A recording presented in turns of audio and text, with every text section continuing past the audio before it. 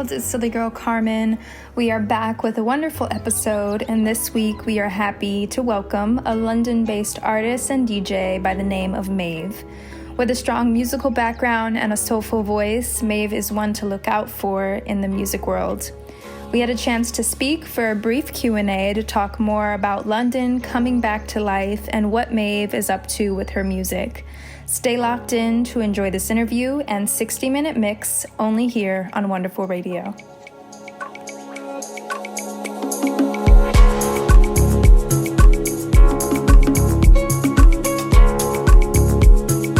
Hey, what's up everyone? It's Silly Girl Carmen. We are back for another episode of Wonderful. Today I am sitting here via Zoom with Maeve. How are you doing today? Hey, I'm good. Enjoying the hot weather-ish, although I'm wearing a jumper, so yeah. Nice. And that's my next question too, for reference. Where are you originally from, and then where are you currently based? Ooh, I'm from all over the place, but I'm currently based in London. Okay, nice.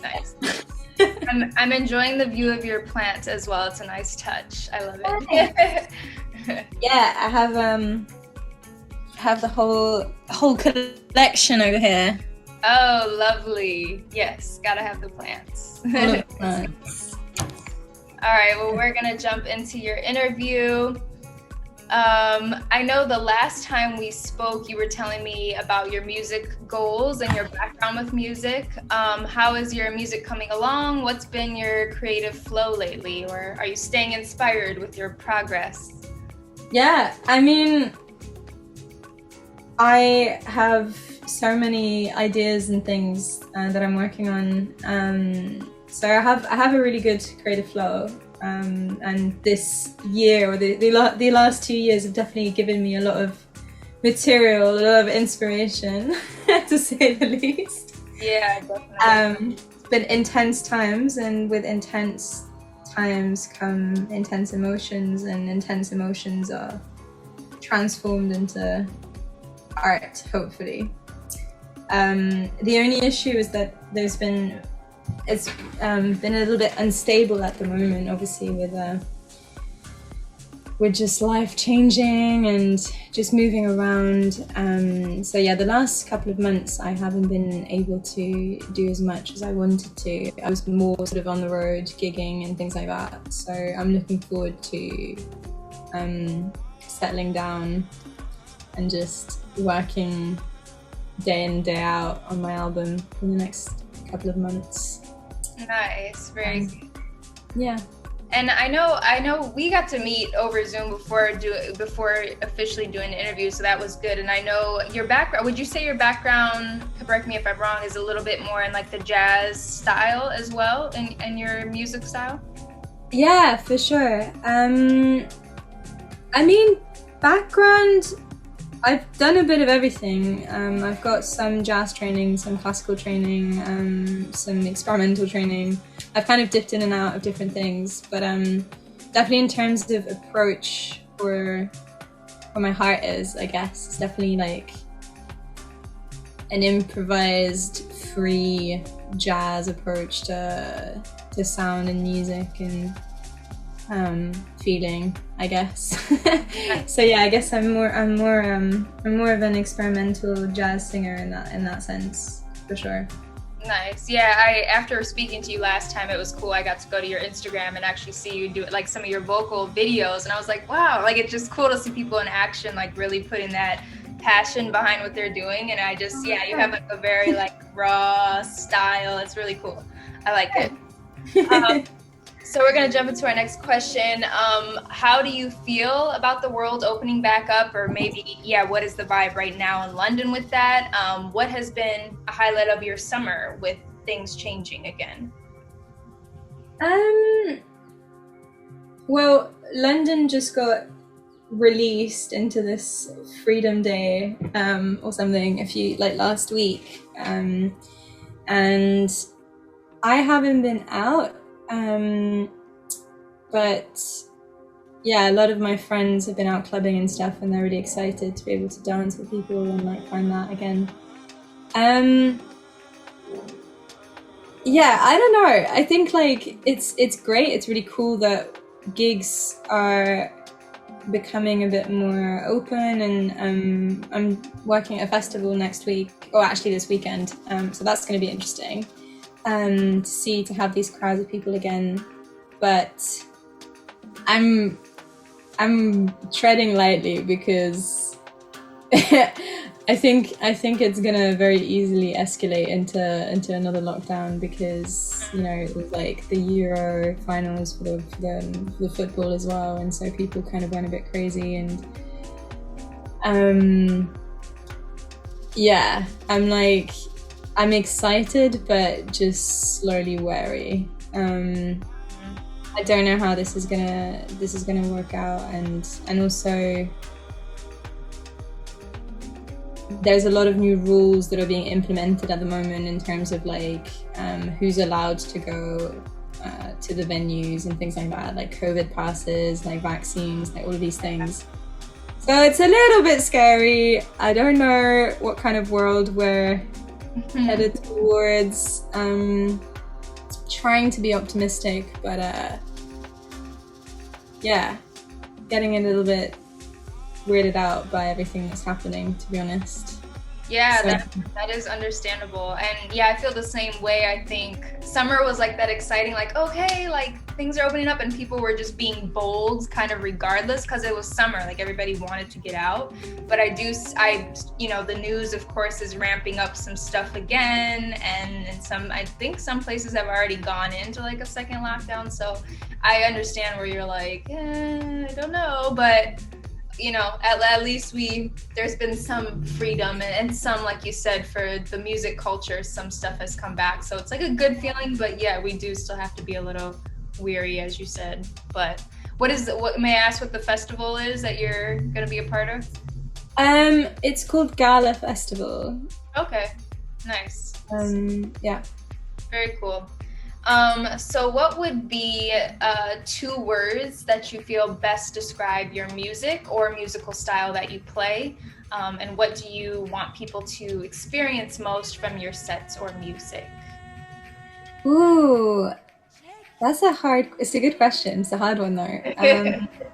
Actually, kind of different things. I find that when I DJ, I love, going into deep beats. Like, I love mixing deep house with percussive elements, so that's why I go into like, Brazilian, like Peruvian percussive sounds and polyrhythms. And I bring in also the Middle Eastern part as well. And I love adding these textures onto like a solid, like meditative. For me, that's what deep house is. It's like a low, deep, kind of very physical beat. So I think when I DJ, I love like hyping people up and making people dance and stuff. I do that for sure. Like I have lots of fun doing that. But then sometimes I love creating an environment, like a space, kind of I guess a safe space for people to be able to either like meditate or escape or just dance all of their stresses away. I guess that's kind of what I seek in when I DJ. So I like creating journeys. I don't like playing one song and then changing and like da-da-da. I like really creating like a whole sort of 1, 2, 3 hour journey for people. Creating journeys that take people to different places as well, places that they don't expect. I like going into deep house and then suddenly going into like a very raw like cumbia beat or something, and then people might not expect it, and it sort of throws them off, but then it like brings them back into. Yeah, I don't know. I quite like exploring and building new bridges between different genres through mixing, and what I get to do with DJing is because in my own personal compositions, what I do is usually quite beatless. Actually, it's quite experimental.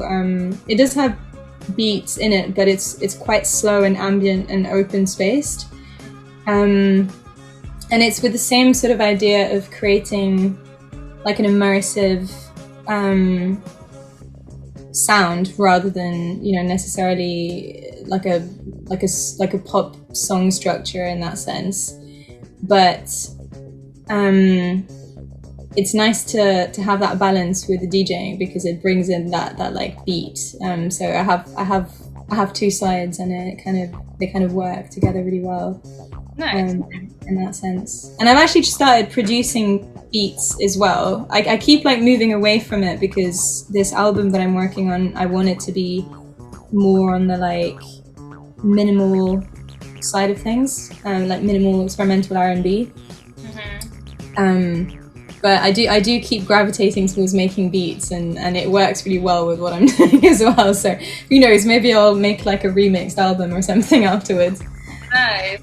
Yeah, who knows where your creativity may expand to. So we are gonna wrap it up with one more question. What advice would you give others itching to make their own music but not sure where to start?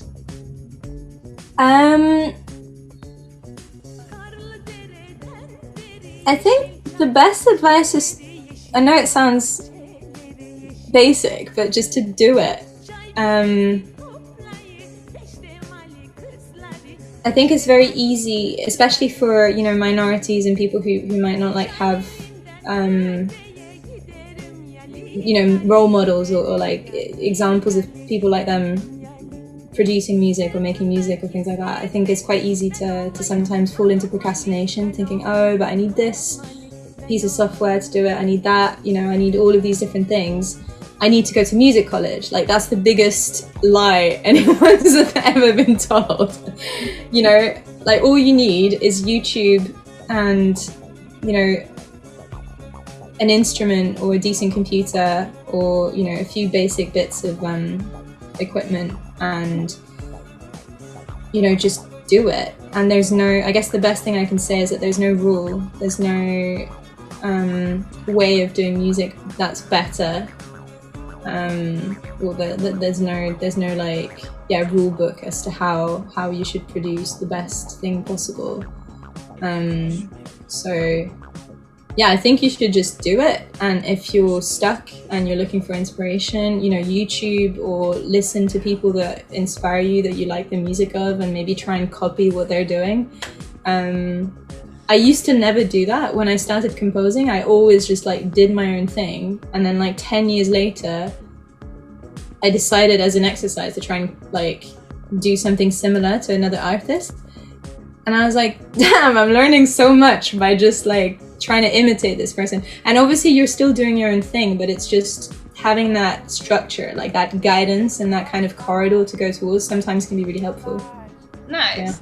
Yeah, definitely. That's, yeah, simply put, I love it. It's like, because, yeah, I feel like as artists too, or creatives, we can be in our way at the beginning, like, oh yeah, I wanted, like, how do I make it so it's like legit or a good thing, or a fit, like all these rules we put in the way. But it's like, yeah, you just have to start, just do it. Like you said, I love how simple, and, you know, for sure that's the only advice you can give is like, you got to start.